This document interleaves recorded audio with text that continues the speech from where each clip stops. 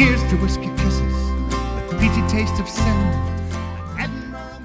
Greetings, Whisky Folk, and welcome back to Drinking Out Loud. My name is Adam Bradshaw, and I am here today to share some wonderful whiskey with you for our December drop-in drams here at the Strath. So you can come in and try all three of these whiskies from now until they're gone, or 2 months, or whatever happens sooner.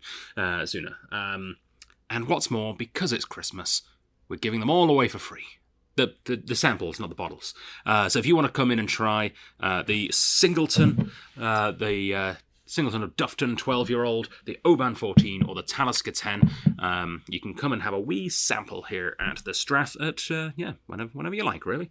And what's more, because it's the silly season, 15% off on all three of these bottles. That's right, hella good discounts, and we'll get into the actual prices as we talk about each one.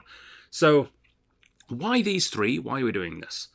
Well, so now more than ever, you want to start looking at good value in whiskey, and good whiskey in general. We don't have time for bad whiskey, and it's a weird phenomenon in the whiskey community that we always get drawn to the strange limited editions and special releases and more experimental stuff, and we often ignore the flagship bottlings because of that.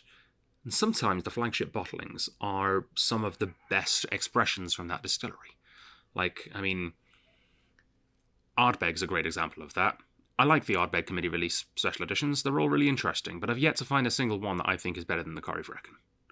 Lefroy is the same way. Like, value for money, I still think the quarter cask can beat pretty much any other Lefroy. I mean, there's better whiskies, but not value-wise. And Diageo is kind of the kings of that, frankly. Like, each one of these three whiskies are absolutely fantastic, but often kind of overlooked. They're all sort of not value picks necessarily in their category, apart from maybe the Singleton, but they're often not the most exciting because they've been around for a long time. But the reason they've been around for a long time is because they're good, they're consistent, they're great quality, and often really, really good value. So that's why we're looking at these today, and we're going to start off with, of course, the Singleton, because it's the lightest, the brightest. There's no peat in this one.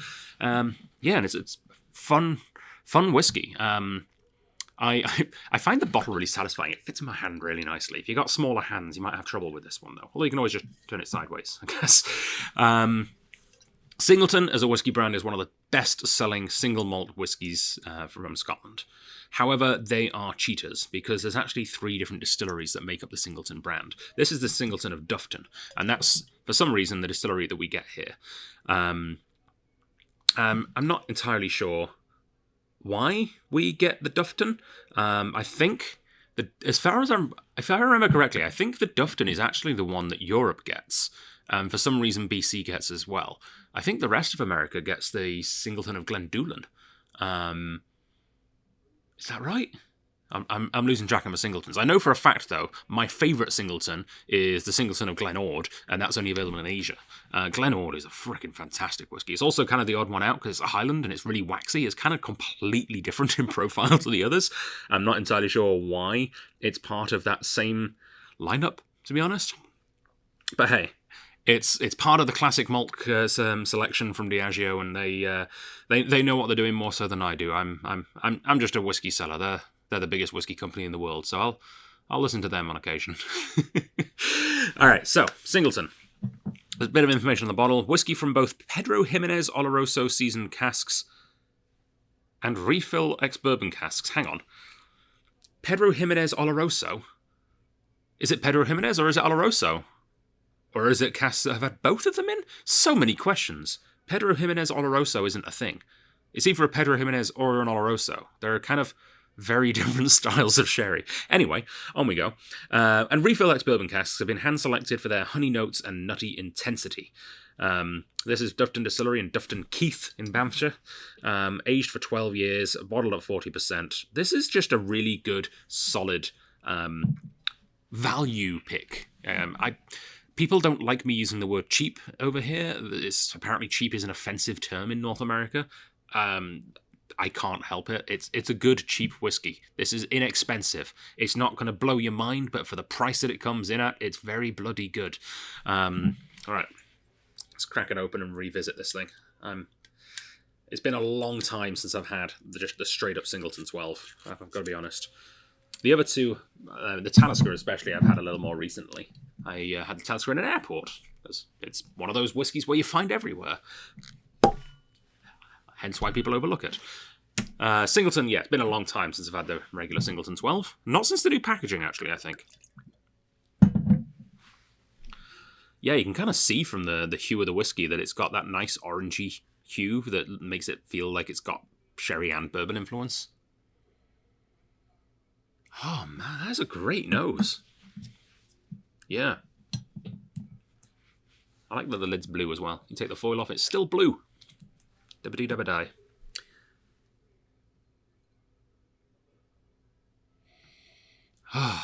Fun. I'm recording this at 11:45 on a Friday night, so if you hear a bit of weird background noise, don't worry, it's just drunk people in the alleyway coming out of the nightclub next door. It's fine. If you hear sirens, that's probably also fine. Unless they get really close, and that might not be fine. Oh, man, it's got this lovely maple syrupy nuttiness to it. Maybe not maple syrup, but some kind of nutty syrup. Hazelnut syrup. Yeah, it smells like the hazelnuts coffee syrup. You know, the stuff you put in your coffee to make it taste like nuts instead of coffee. Oh, yeah. Or like a hazelnut coffee creamer without the cream. Yeah, big, rich hazelnut flavors and vanilla. Lovely toasted vanilla. Quite a weirdly active nose for only being 40%. Often the nose can feel really sort of quiet and closed at these lower ABVs. There's, not as many active compounds evaporating up the glass, but this is nice. This is voluminous on the nose.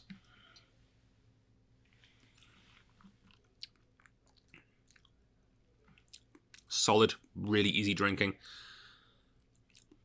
Honestly, if I was drinking this blind, I'd probably assume it was a blend. It doesn't scream depth and complexity of a single malt to me. It's a little bit light and kind of grain whiskey-esque. But that's not a bad thing. That's just a style. I have nothing against grain whiskey. I have the video evidence of me saying so 1,000 times on this channel. Grain whiskey can be just as good as single malt. It just feels lighter, It doesn't have as much depth, and there's no viscosity to this. It's very thin. But it's lovely. Like, it's very, very easy drinking.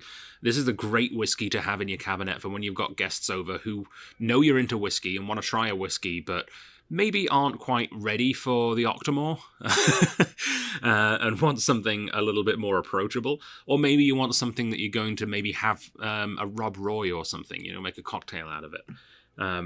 Really, really good for that. There's nothing wrong with it. It's really good quality whiskey, but it is on the lighter, more delicate side of things, on the thinner, less voluminous side of things. And there's a time and a place for that, and there's nothing wrong with it. And you can make your mind up yourself if you like this whiskey or not, if you live here in Victoria, by just coming in and trying it. Don't take my word for it. I'm just one random dude on the internet. Although I have had a lot of whiskey. Not today. I've had a few whiskies today.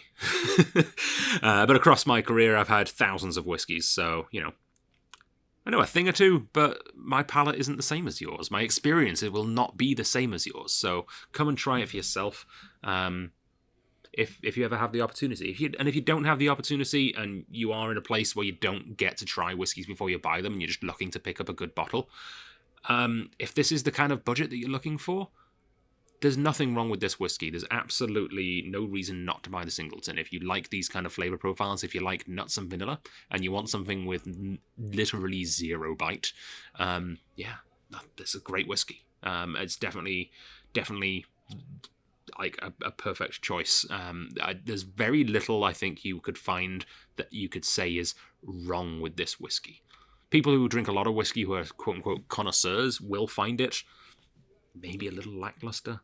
But people who are just getting into whiskey and who just are buying a whiskey not because they're massive whiskey nerds and hobbyists, but because they want a really good whiskey, or perhaps you're buying a whiskey as a gift for someone, this is a safe bet. There's no crazy off-the-wall flavors that are going to put anyone off. This is a whiskey-flavored whiskey for whiskey people. It's good. And price, yeah, I keep mentioning it's a good price. It's a real good price. So this bottle is regularly $69.48, but because we've put it on at 15% off right now, you can pick it up at the Strath at $59.06. And around the world, the price is really, really decent on this bottle. So yeah, pick up a Singleton, especially if you're in Asia. The Singleton of Glenord is magnificent. Yeah, all right, so I think Oban would be the next one. Kicking it up a notch with the Oban. Definitely a little bit more whiskey connoisseur friendly, this bottling. The distillery at the heart of Oban, gateway to the Isles. In effect, the town grew up around the distillery, founded by John and Hugh Stevenson in 1794. Oban's attractive West Highland character reflects its location, revealing aspects of both the Highland and Island styles. Elegant and glowing, it marries the sea air character of the island malts to the soft, rich, fruity style of the Highlands, creating its own rich-tasting West Highland malt. The stills are amongst the smallest in Scotland. The cramped nature of the site places severe limits on production, which in turn means that demand for Oban's richly appreciated malt is always likely to exceed supply. Few malts were ever made in the Western Highlands, and only 2 now remain. Oban, like its home, remains their capital. Oban is the unforgettable West Highland destination on a journey around Scotland's 6 malt whiskies whiskey-making regions. The other classic malts are Glenkinchie of the Lowlands, Dalwhinnie of the main Highlands, Cragganmore of Speyside, Talisker of Skye, and Lagavulin of Islay. And I guess also Singleton is also part of the classic malt selection, but has been weirdly left out of that list. Oh well. Don't worry, Singleton, I still love you. Yeah. There's even more information on the front. Along the shores of Lorne lies a record of man far more ancient than any city in the land. The first settlers arrived on the mainland in 5000 BC and sheltered in the natural caves of the land, then known as an Ob. The distillery cave was one such shelter, hidden in the Craiga Berrin cliffs, which rise dramatically above the Oban distillery. West Highland single malt Scotch whiskey. Bottle of 43%, little kick up in the ABV. Yeah, this is good, solid, standard single malt that often gets just a little bit ignored. Much to Brett's dismay, because this was the whiskey that got Brett, the manager at the Strath, my friend and colleague, into whiskey. He tells the story quite often that he was at the pub in Oban, and the guy just kind of who worked at the distillery, who was chatting with him, was like, "Oh, you've never had one?" And just kind of went behind the bar and grabbed the bottle and just told the bartender, "I'll take you one off the line tomorrow." Like, it's the kind of place Oban is, apparently. Never been myself. I should make sure to pay a visit. Lovely big rich colour, but then again, probably got caramel colouring to it. On caramel colouring, it feels weird as a bit of a whiskey nerd to say this because I'm going against the grain here. I don't care if there's caramel colouring in there. At the end of the day, colour only matters if you don't know any information about the whiskey and you're trying to decipher it like some kind of weird code. If you know the information, if you know the age and the cask type, well, colour's just, cosmetic.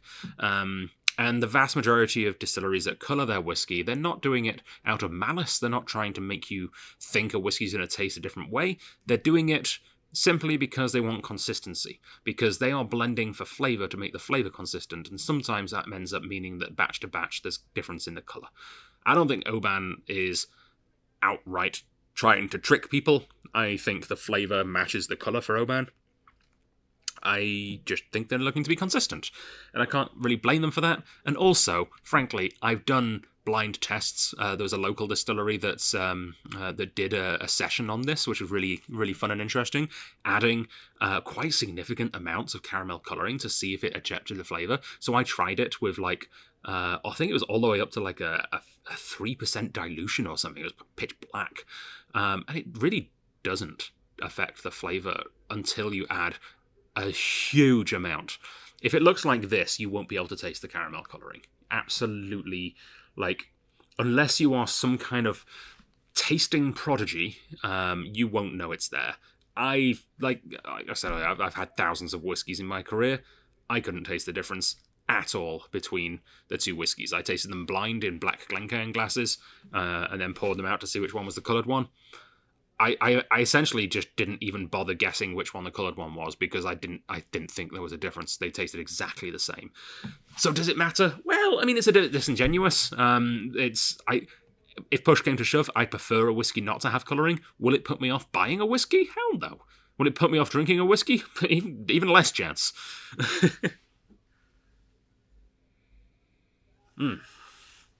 Okay, yeah, that is a lovely, big, malty, rustic, sort of coastal nose. Does it mention what kind of casks they use? The Singleton mentioned it. It's surprising if this one doesn't. God, there's a lot of writing on this label. There seems to all be, like, fancy history stuff. Fergus MacEric became the first monarch, the seat of the great... Yeah, that's not going to tell me about casks. King Somerland, MacGildebride became the foremost in Oban. Yep, nope. Yeah, they didn't really say what cask type.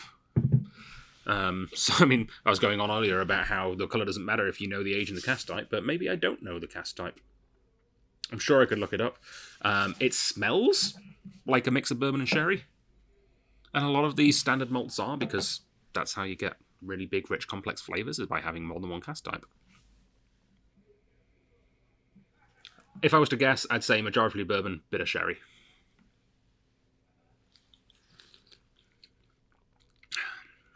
But it probably doesn't tell you because it probably doesn't matter. The thing about Oban is not what it was matured in. It's about the spirit itself, because the spirit itself is really unique and interesting. It's so... like a brioche bun right now. It's got this lovely sort of yeasty, bready rusticness to it. It has that sort of coastal sea air. It's lovely. It's herbal, it's salty, it's not particularly spicy. There's a little bit of like that classic clove cinnamon baking spice, but really soft and integrated. Yeah, it's interesting. It's full flavour, but it's not harsh flavour, if you know what I mean. Yeah, very, very pleasant. So this 14-year-old Oban, which is their flagship edition, regular price is $158.17, and because it's 15% off right now, you can save almost $25 actually. It's down to $134.44. So what's that? That's like $23.75 or somewhere around there. Math. Almost $25 savings with that 15% off. So yeah, great whiskey, great deal, a fantastic whiskey to toast the new year.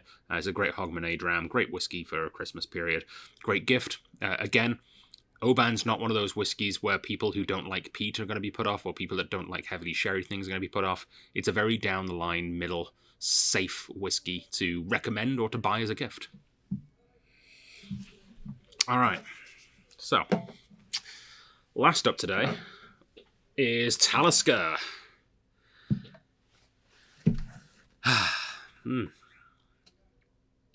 I got offered a Talisker recently, and I feel I'm not going to out them, but I got offered a Talisker from an independent bottler recently, and it was so eye-wateringly expensive. It was a 10-year-old, much like this, but a single cask. It wasn't even cask strength. I think it was like 50% or something, which is, you know, higher than the 45.8, but not by much, that this is.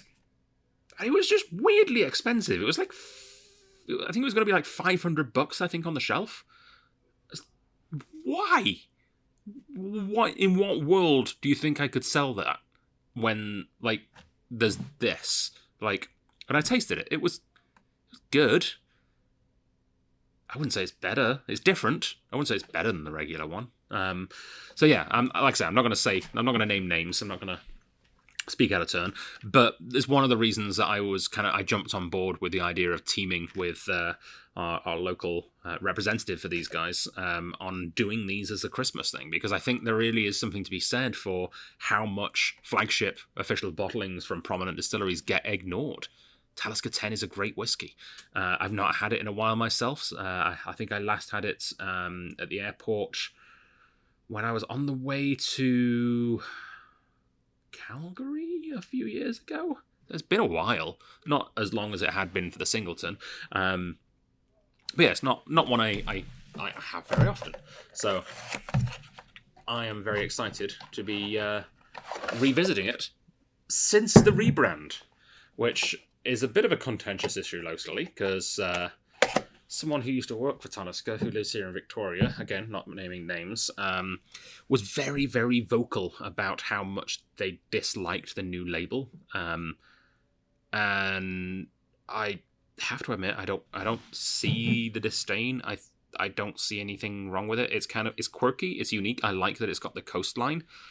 It may be a bit too orange, but only a touch. I don't mind it. I think it's nice. It's sorry. He's very unlikely to watch my YouTube video. He's not a YouTube guy, as far as I'm aware. But yeah, I kind of disagree. I don't mind the new branding. It's nice. It's nice enough. It doesn't detract me from the whiskey. It doesn't feel way off mark. It feels like a modern interpretation of the look and feel of Talisker. I'm all right with it. All right, so let's see if I can get into it. There we go. Got the foil eventually. Oh, I love that sound. So the strongest of these, ABV-wise, but also in terms of profile, it is the biggest, the deepest, the peatiest of the three. Ooh. Powerful and proudly elemental, this sweet smoke sea-forged malt began the Talisker story. Crafted by waves, shaped by stories, experienced Talisker's rugged heart and maritime character.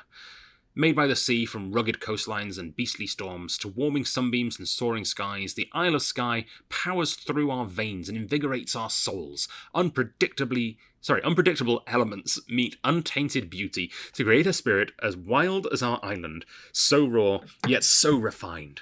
Wow, that's some marketing bollocks, isn't it? I love it. It's so epic. It feels like I'm about to drink a movie. A whiskey made by the sea, Talisker shares a deep love for the beauty and fragility of the oceans and is proudly committed to protecting the ocean ecosystem for the next generation of wild spirits. For more information, visit malts.com. And yeah, they do a lot of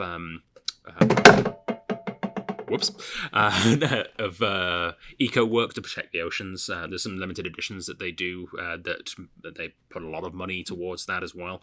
And yeah, I mean, we live by the ocean here in Victoria. Everyone living here knows how important the ecosystem of the oceans is to life here on the planet. So yeah, the guys on Talisker are very aware of that too.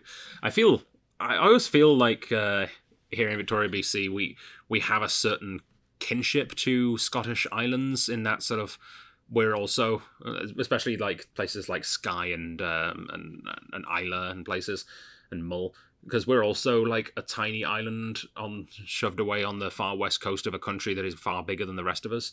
We're a bit bigger than any of those islands, but you know, we have the same sort of rugged coastline. We've got, I think the kind of whiskey that's made there feels like it works well to be drunk here, you know?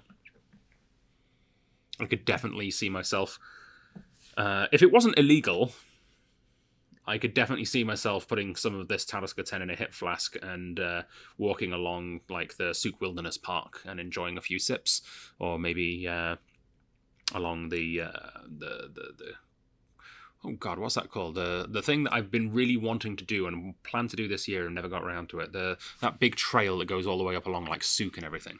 The big Western Road Trail thing. Tell me in the comments what on earth that thing's called. It's really bugging me. But yeah, it feels familiar. It feels right in this kind of setting here on Vancouver Island.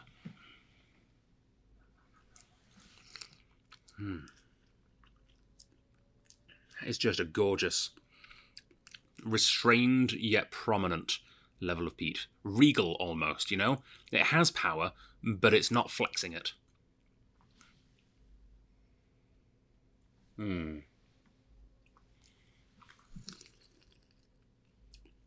Yeah.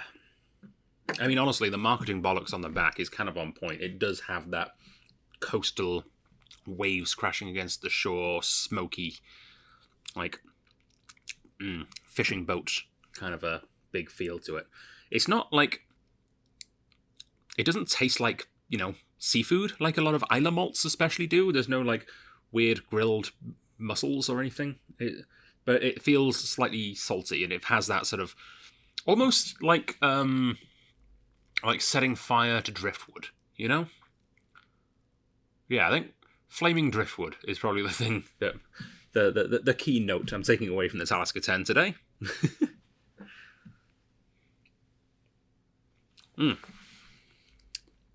Lovely. Great whiskey, and again, one that often gets kind of overlooked, especially here at the Strath. Like, we're a weird store, and I get that, where, the biggest selling single malts in North America hardly sell any at our store. Like, things like Glenfiddich 12, or Glenlivet 12, or Macallan 12 even, all the 12s. We sell, like, maybe 1 or 2 bottles a month. Like, we're a specialist store. We sell way more, like, single cask, like S&WS bottlings, or our own sort of, like, cask. We sell more single cask 8-year-old Amrut than we do Johnny Walker Red Label. We're that kind of place. But there are certain flagship single malts that I do try and keep in stock as much as possible, because they are great value and just good whiskey. And these are some of them, and hopefully you get a chance to come into the store and try these.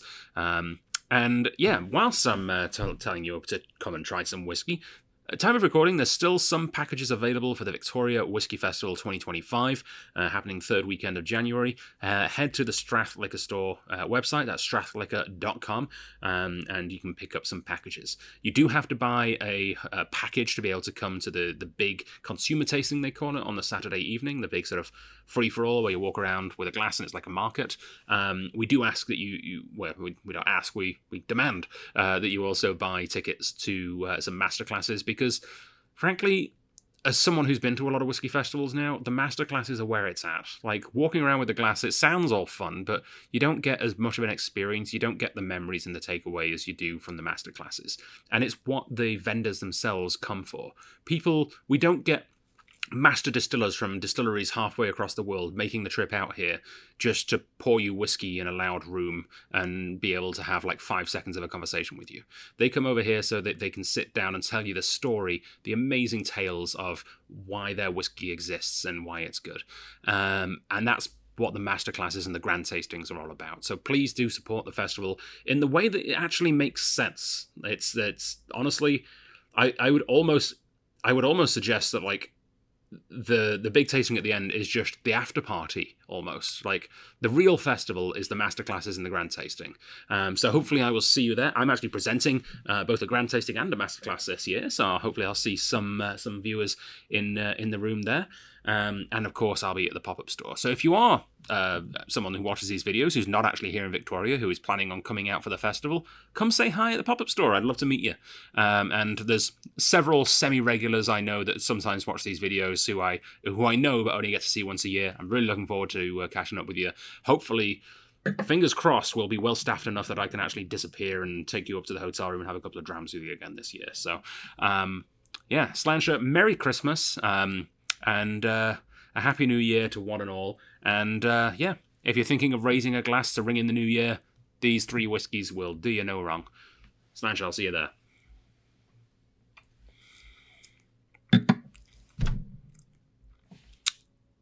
Psych. I almost made it to the end of the video, and I just remember I didn't actually tell you the price of the Talisker. Talisker is regular price $126.87 and is now $107.84 with that 15% discount. So yeah, almost $20 off. And with that, I will actually say goodbye, and I'll see you guys in the new year. Thanks for everything. I'll see you there.